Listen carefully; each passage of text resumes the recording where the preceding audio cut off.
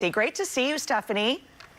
Hi guys, nice to see you. Okay, I know you have a whole table worth of things, and this is something I have to be honest with you. This is our first season with Oscar, and so I need this information. I'm so excited that we're doing this segment today because we all have our emergency preparedness kit, our hurricane kit, but we can't forget our furry friends. Indeed, and it's not that hard really, but it is something that we tend to forget. But if we're just a little bit prepared, it can be really easy, and we can make sure that they are taken care of also. And these, Stephanie, these are very common sense, basic items like non-perishable food, you know, like food in a can, of course, a can opener, water. But can you just sort of list out the items that we should be including in this pet emergency kit? Sure. So certainly whatever kind of size bag you need, obviously according to how many dogs you have and all that kind of thing. So this could easily fit into a backpack, just depending on how much you need, obviously. So first thing is, of course, some non-perishable food. You can use your own kibble, but you would have to replace that every 2 months because it does expire. So non-perishable food, of course, like you said, if it needs a can opener, then you need to pack a can opener also. Of course, one of the most important things is to make sure if your dogs take any kind of meds. I have 2 old men, so they take a lot of medicine now. So make sure that you have at least a 2-week supply of their medication, so you have that.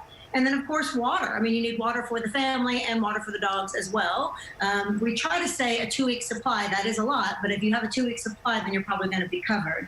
And then, of course, you need some portable bowls so that you can, with your food and water.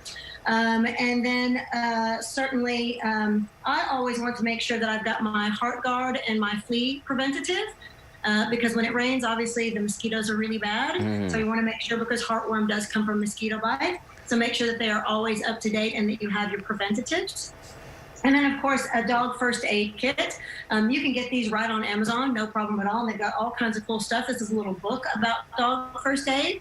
And I've got all kinds of very, very useful information. And then, of course, if it's a surprise, obviously, I want to have extra leashes. I want to have poop bags, because that's going to be a thing, poop bags. And then, of course, extra collars, just in case. Or you could use a slip lead, because a slip lead is a leash that also includes a collar. So you have one and the same. And then comfort items, of course, so that you have some kind of a blankie that smells like home, hopefully a toy, a chew, things like that that can help comfort your pet in your emergency kit. Because they are, just like us, creatures of habit. So we want to make sure they're comfortable in a scary situation. You also recommend proof of vaccinations and microchipping our animals. Of course, we feel like that's a no-brainer, but that needs to be driven home. For sure. And so if you can carry a little chip, I mean, obviously we all have our phones all the time, and so having your proof of vaccinations and a current photo of your dog on your phone would be great. But just in case you lose power or whatever, it would be good to include in your emergency preparedness kit a little drive, possibly, that has their current photo and their proof of vaccinations. Because if you go anywhere, almost everybody is going to require proof of vaccinations if there's going to be other dogs around. So that's a really important one to keep them current, because oftentimes we kind of, we run late on their preventative, or the vaccination is due, but we have time and all that stuff. But that's really, really important stuff to keep updated right now, because you never know, obviously. And also, of course, always wear a collar with identification on it, even if they have a microchip, just in case, because that makes things a lot easier if they always have a collar. Even if they wear a harness, I think Oscar wears a harness for walking and things.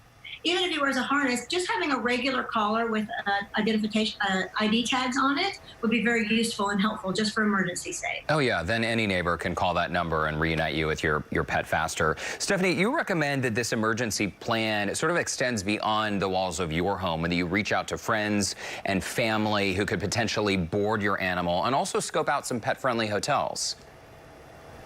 Yes, I think we all learned, with especially Harvey and all of that, making sure that you are aware of what's around you, because certainly it is, where am I going to do? Because if you've got pets, you got to go somewhere that's going to accept them. So make yourself familiar with what is around you. Are there relatives, that are going to be around you that you could possibly stay with that will accept your pet? Where are the pet-friendly shelters? Are there pet-friendly hotels? There are lots of pet-friendly hotels these days, thankfully. But of course, they're all going to want current vaccinations. But make yourself familiar with that so you have an idea of what's around you and where you'll be able to go, so you're not just stranded with your dog. And we're looking at some of the video of some of these cute little guys in their crates, and that's the important thing, is that we also need to make sure that the crate is the right size and that you have it accessible if you need to leave or you need to leave your pet with someone.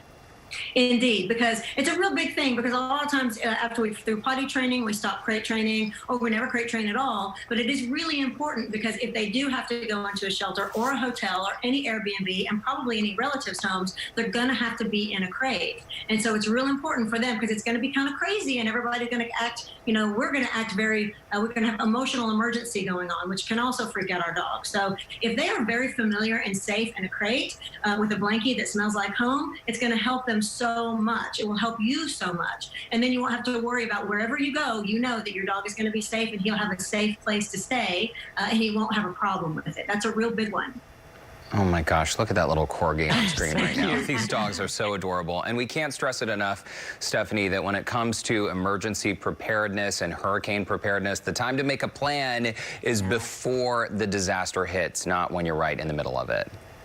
That's right. That's right. I even saw that they were having emergency kits, pet kits on Amazon. Like, you can buy the whole thing with all kinds of different stuff in it just right on Amazon. So it makes it real easy for you, just to make sure you have the basics and you have a plan. Just grab that bag and run with your dog. Well, Stephanie Bennett from Believe in Dog Training, the puppy whisperer, as I like to call you.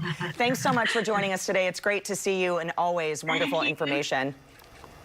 And we will see you soon. We will have tips on our website too to share with you. Very nice. We'll be right back. Don't go away.